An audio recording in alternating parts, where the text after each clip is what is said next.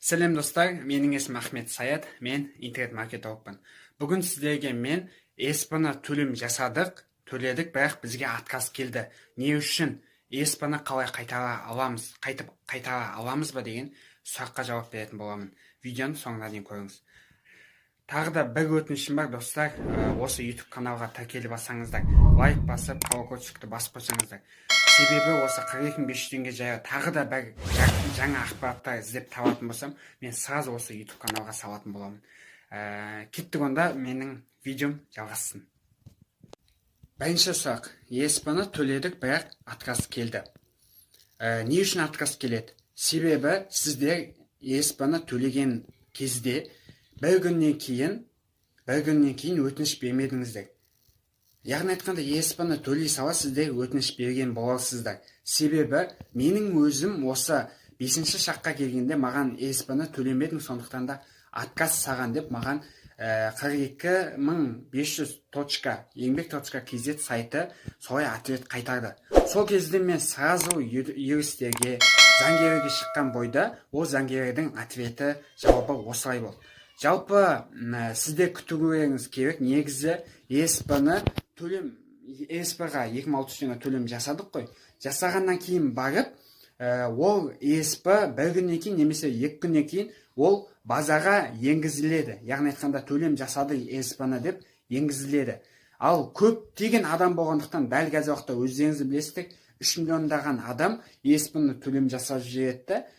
Сәйкесінше Халық банк немесе банктегі ESPN түсетін шоттағы жұмыс істейтін адамдар 3 миллион адамға бірден ESPN-ны төледі деп жібере алмайды. Сондықтан сіздің ESPN төледі деген әлі базаға енбегендіктен сізге отказ келіп тұр. Уайымдамаңыз, жақын арада сізге қайта добро беретін болады. Яғни айтқанда ESPN-ны төледіңіз, жақын арада сізге 42.500 теңге түседі деп. Ал сондай ответ келген жандар сіздер 2-3 күн күтсеңіздер сіздерге міндетті түрде 42.500 теңге Каспийге немесе өздеріңіз IBAN шот көрсеткен банкке түсетін болады. Себебі мен осыдан 4 күн алдын тексергенімде маған 5-ші шақта отказ келді. Сен ESPN-ны төлемегенсің деп. Содан кейін барып 2 күннен кейін мен қайтадан тексерген едім. Тексерген кезде сен ESPN төлепсің, осындай да осындай 42.500 теңге жақын арада түседі деп сообщение келді.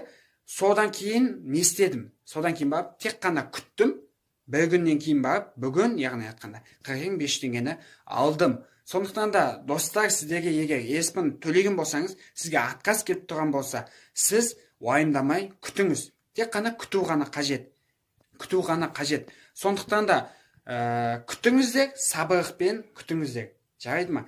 Осы ESPN-ны төлеп, бірақ әлі де 42.500 теңгені алмаған жандар осыны көрсін десеңіз, ашуланбасын, өзінің нервін босқа кетірмесін десеңіз, осы полиция батырмасын басып WhatsApp чаттарға таратыңыздар.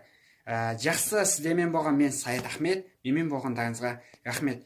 Өтінішімді орындарыңыздар, YouTube каналға тіркеліп алыңыздар.